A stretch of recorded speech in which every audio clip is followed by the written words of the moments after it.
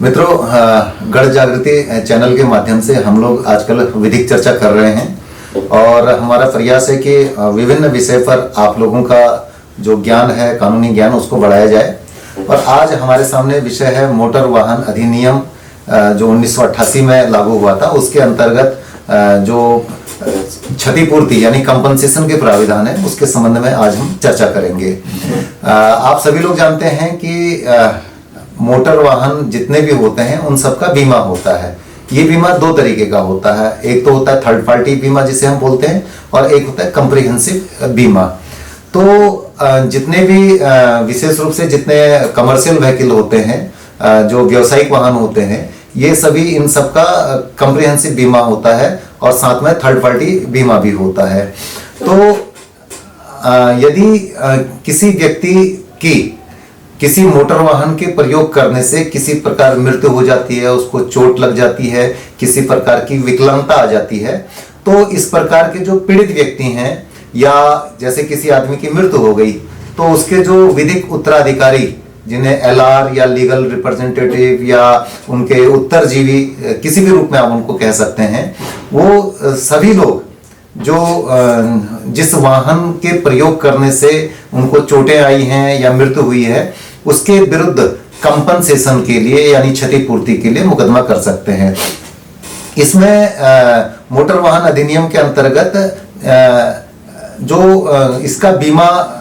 Company होती है वाहन की, वो क्षतिपूर्ति करने की उत्तराधिकारी होती है। और कभी कभी ऐसा होता है कि कोई वाहन स्वामी अपने वाहन का बीमा नहीं करवाता है, तो ऐसी परिस्थिति में जो बीमा की जो लायबिलिटी होती है, वो लायबिलिटी फिर मालिक पे पड़ जाती है। तो सबसे पहले तो हमें इन सब चीज़ों के बारे में ज्ञान होना चाहिए। और जीवन में हम सभी लोग व्यावसायिक वाहनों का प्रयोग करते ही हैं, इधर से उधर कहीं भी जाना है। आम जीवन में हम सभी लोग टैक्सी का प्रयोग करते हैं, बस का प्रयोग करते हैं इधर से उधर जाने के लिए। तो हम दो तरीके के वाहनों का प्रयोग करते हैं। एक तो होते हैं निजी वाहन और दूसरे होते हैं सरकारी वाहन। तो जैसे सरकारी वाहन, जैसे रोडवेज वगैरह की जो बसें होती हैं, इनका जब हम प्रयोग करते हैं तो इन गाड़ियों का बीमा नहीं होता है।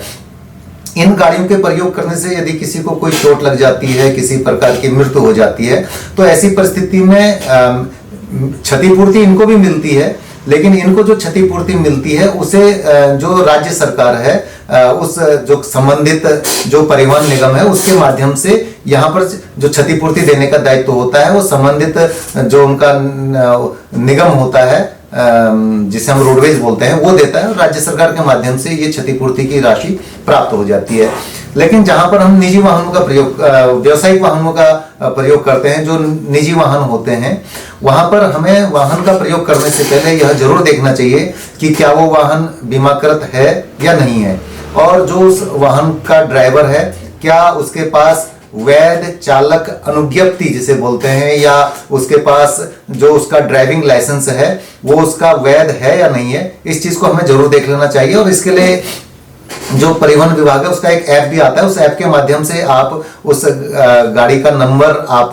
अपने मोबाइल में डाल करके ये देख सकते हैं कि उस गाड़ी के जो कागजात हैं वो पूरे हैं या नहीं है, और ड्राइवर के लाइसेंस को भी आप चेक कर सकते हैं। और यदि उस गाड़ी के कागज पूरे हैं, लाइसेंस ड्राइवर का सही है, तो ऐसी परिस्थिति में यदि उस वाहन से कभी कोई दुर्घटना हो जाए, तो ऐसी परिस्थिति में जो दुर्घटना देने का दायित्व होता है वो उस वाहन की बीमा कंपनी का होता है। और इसमें जो एक चीज बहुत अच्छी है इस अधिनियम में, मान लिया हमारा कोई परिजन है और वो परिजन दिल्ली में नौकरी कर रहा है, बंबई में नौकरी कर रहा है, चंडीगढ़ में नौकरी कर रहा है, और उसके बच्चे, उसके उत्तराधिकारी गढ़वाल में रहते हैं, उत्तराखंड में रहते हैं, या देश के किसी भी कोने में रहते हैं। तो यदि वहां उस व्यक्ति की मृत्यु हो जाती है, तो जो उसके क्लेमेंट यानी जो उसके उत्तराधिकारी हैं, वो जिस स्थान पे रहते हैं, मान लिया किसी की मृत्यु दिल्ली में हो गई गाड़ी से, या बंबई में हो गई, या अंडमान निकोबार में हो गई, त्रिपुरा में हो गई, मेघालय में हो गई, और उसके जो बच्चे हैं वो उत्तराखंड में रहते हैं या कहीं और जगह पर रहते हैं, तो जिस स्थान पे मृतक के उत्तराधिकारी रहते हैं, वहां से वो अपने जो क्षेत्रीय उनका जो न्यायालय होता है, जिला न्यायालय, उसके यहाँ से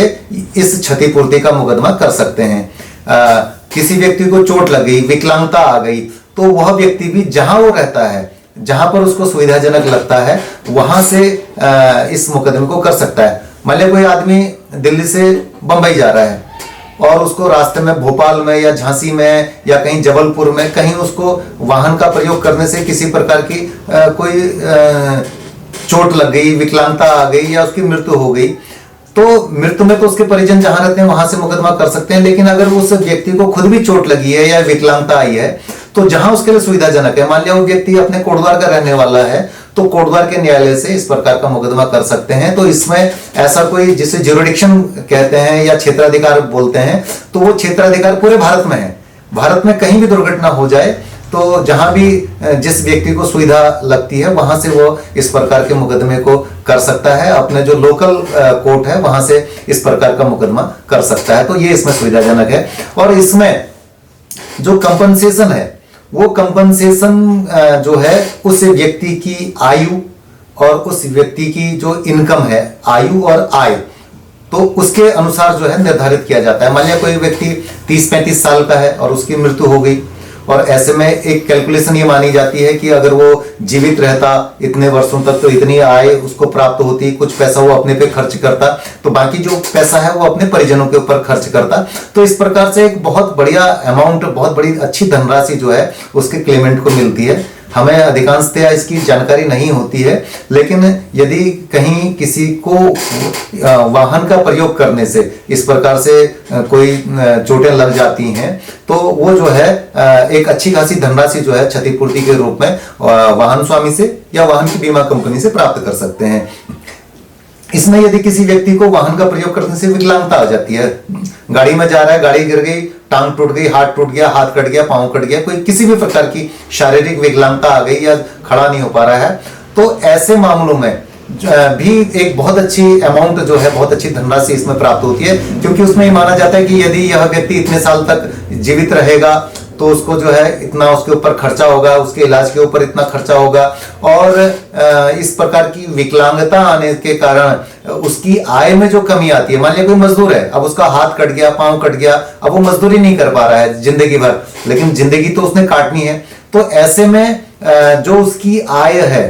उसका भी कैलकुलेशन करके, और ये माना जाता है कि ये आदमी को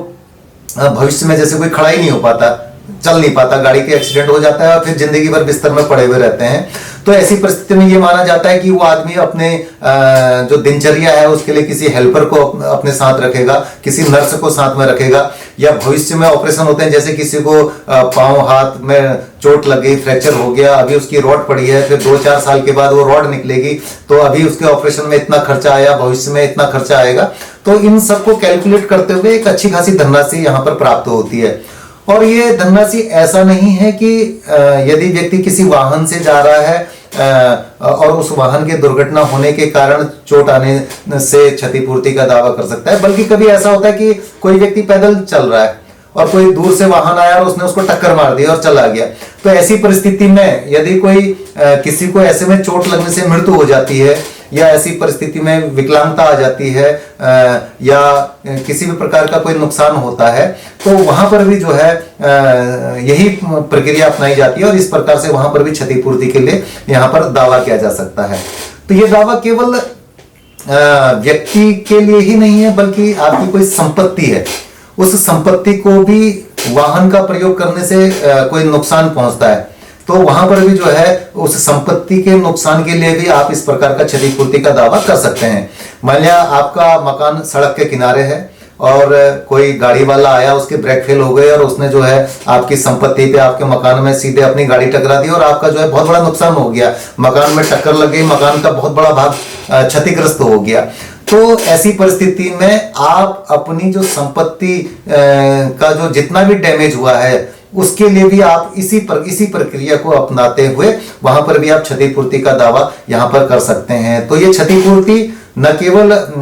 व्यक्ति को पहुंची चोटों के लिए या मृत्यु के कारण ही नहीं, बल्कि संपत्ति के लिए भी इस प्रकार के क्षतिपूर्ति के दावे होते हैं। और कई बार ऐसा होता है, हिट एंड रन के मामले होते हैं, रात को कोई जा रहा है और पीछे से कोई गाड़ी वाला आया और मार के चला गया और पता ही नहीं चल पा रहा है कि किस गाड़ी वाले ने मारा, है ना। और अधिकांश जो है शराब वराब पी करके रात को गाड़ी चलाते हैं और मार करके भाग जाते हैं। तो ऐसी परिस्थिति में हालांकि कंपनसेशन बहुत ज्यादा नहीं मिलता है, लेकिन ऐसी परिस्थिति में भी क्षतिपूर्ति का दावा जो है वहां पर किया जाता है। इसमें जो सरकार है उसने एक व्यवस्था बनाई हुई है, उसने जो है जितनी भी ये कंपनी है इनको मिला करके एक जनरल इंश्योरेंस कॉर्पोरेशन है, उसके माध्यम से क्षतिपूर्ति देने की व्यवस्था करी है। तो हर जनपद के लिए, भारत के हर जिले के लिए अलग अलग